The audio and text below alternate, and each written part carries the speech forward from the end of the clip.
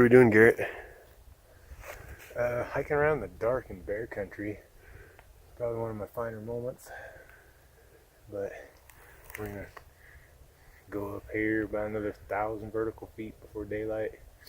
Get on top, see if we can't glass one up. First day in Montana. What are you gonna do if you see one of them big bad grizzlies? Oh, I'll probably just run off. Mike will handle it. What you got there on your hip? Oh, my sidearm, my bear spray. That's my S&W 5 hundo. Pretty sweet. It only adds about 12 pounds to your pack. Grizzly bears are cool.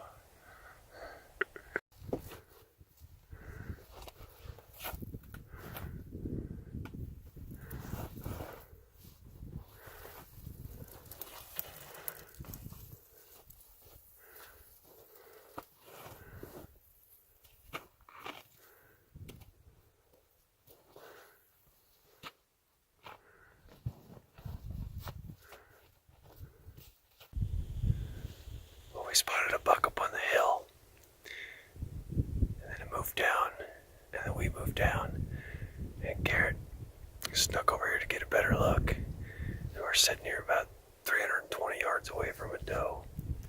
There's more deer in the trees where the buck went, but we can't see the buck, so we're just kind of waiting him out to see if we can see where he is. Well, we're gonna sit down here and wait for the elk to move down. That buck never showed. We sat and waited for him to come out of timber. Some does came out, but he never did, so I think he slipped out before we saw him. Or basically, he got out of the timber before we saw where he went.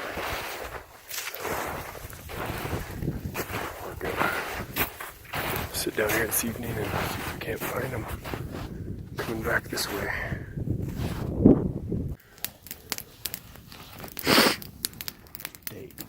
Update. Started day number 2. And not a lot of action. Warmed up about 15 degrees. Now the wind's blowing, so it feels 20 degrees colder. So we built a fire and we're just hanging out, waiting for the animals to start moving. Seen a herd.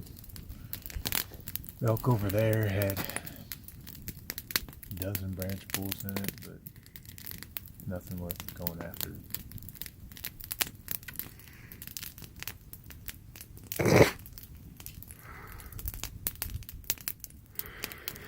Ooh, it's a nice fire. Well, here, we set this down.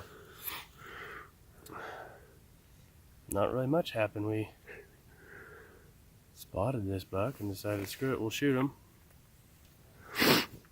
Come up there, and then he kind of disappeared for a little while, and then right at dark he came right back through here, and so we shot him. Now we got him. Swing his horns around a little bit.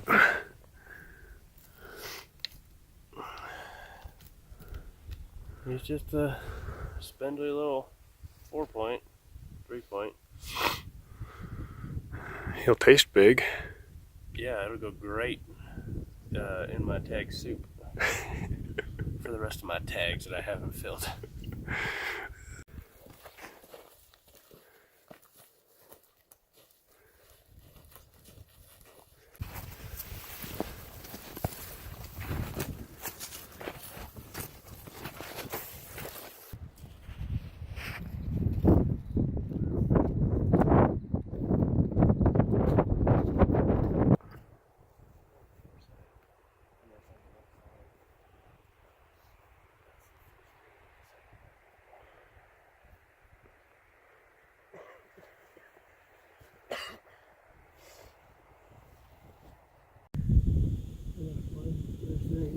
He's a good buck. I'm ready whenever you are. Alright. You on him? Yep. Right there.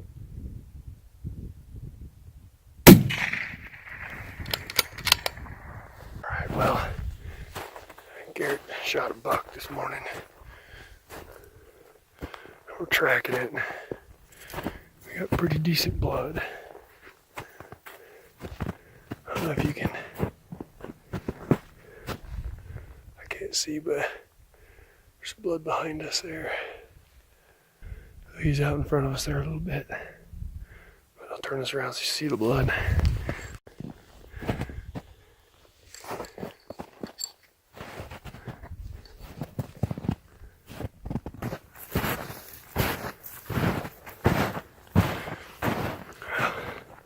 We're still on blood. He's went a long ways though. So we're just dragging him still. He's still bleeding. It's just been a solid trail. But it's in the snow, so it kind of exaggerates it and makes it look like there's more than there really is. If we were on dirt, it'd be tough. But in the snow, it just looks like a steady trail of blood spray everywhere. It sounded like Blake and Garrett just jumped him up ahead of us. It's been a few hours since we shot. We've been taking it slow.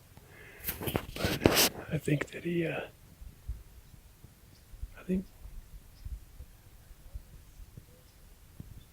I think they jumped him again. I don't know which way he went or what happened, but I'll get up there. They're just a little bit ahead of me. I'm staying back so I can make this video. Stay quiet. But I gotta get up there. If anybody's asking why I'm packing the rifle, Garrett's a timber faller. A few weeks ago he had a big tree come down on him and smash him. So I've kind of been friendly gun packer for him. Meat packer, gun packer. But since they just jumped him, I need to catch up to him. Get his gun back up to him.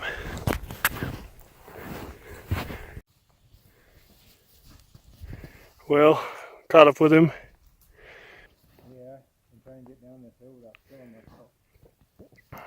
Well, there he is down there. I don't know if you can see, but he's down there dead. And Garrett can hold the horns and we can get him into position. Kick him to the bottom.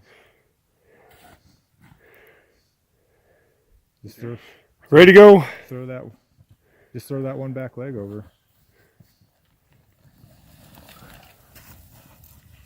Yeah, that's a good buck. That's a really good buck.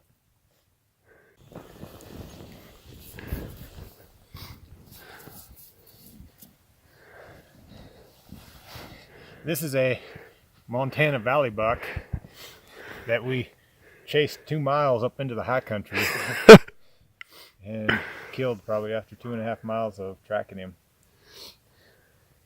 When we first shot at him this morning, he was probably only 1,100 yards from the trailhead. And now we'll be lucky to get out by dark. And now, due to my handicap disability, Blake and Michael will have a heavy load.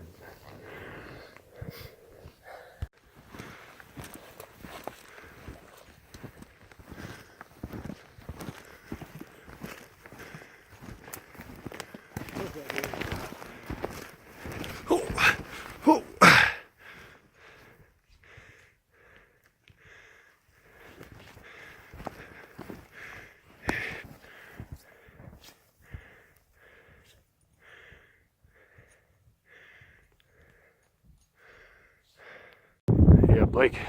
Shed horn. Shut up. Swear to God. You suck. It's a good one. Well, before we saw the shed horn, what were we headed down the hill to do? Well, I was looking to see what these guys shot, but Garrett decided he wanted to kick it in the pickup this morning. We hiked all the way up here, and Garrett just shot a dandy bull right from the pickup. So we're running down to go see what he's got, but we might run over and pick up my shed horn real quick. Got my first Montana Rocky Mountain elk this morning. Little bastard tried to sneak out through the parking lot when I was taking a nap. Woke up, spotted him on the hill. Truck's just right down there. I do know one thing though. These elk can take some lead. Michael might have some chipped teeth by the time he's done with his hamburger. How many times have you shot in Montana since we've been here? Well, we started on Sunday, Monday, Tuesday, Wednesday, and today's Thanksgiving. And we're only in an hour into this day. I think I'm up to like 27 rounds fired off. How many times did you hit this one? That's to be determined. They're tough.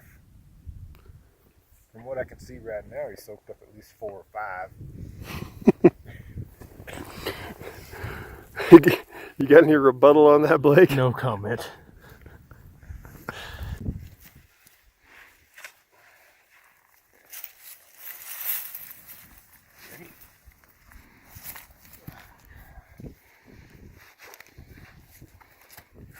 Got it.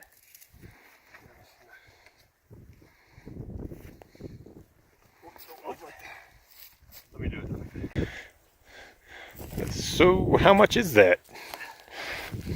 Oh, you know, few of the big pieces, some of the small pieces. That's about it, really. Just some big pieces and some small pieces.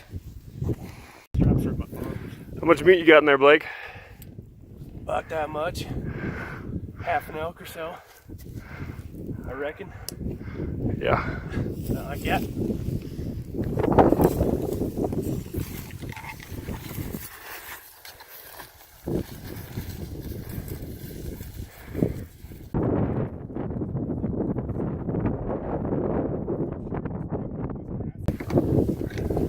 So if you look down over there, there's an old schoolhouse I was parked at. I glassed up on the hill here and seen these elk, and I strategically snuck the pickup up to right here behind this grassy knob where the elk couldn't see me, and then I snuck up over the top and shot the biggest herd bull in the bunch.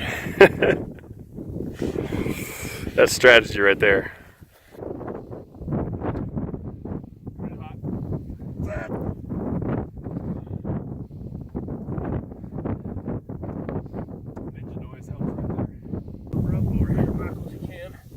Get it in there now. Big chunk over there. Yep.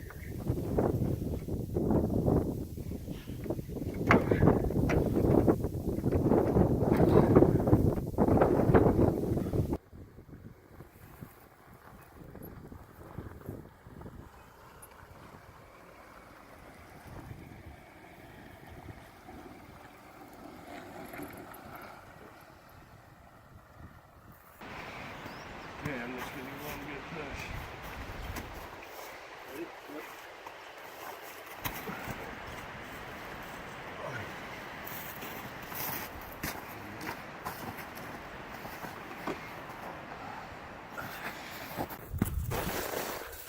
Well, it's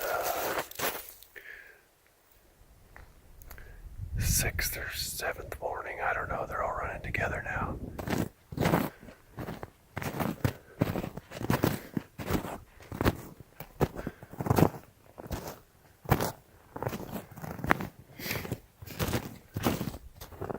What do you got to say? Not much.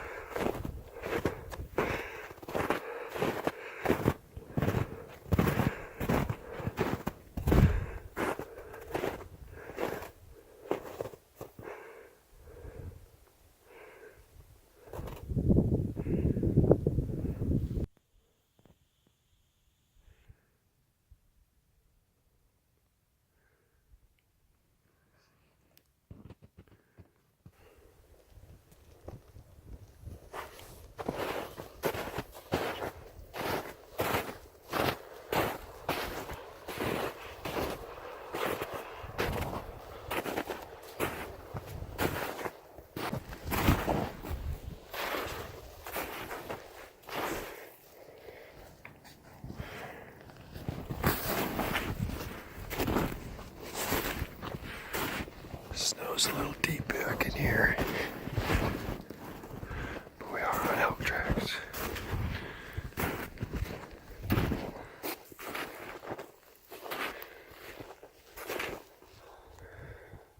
We're gonna jump one in here, I know it.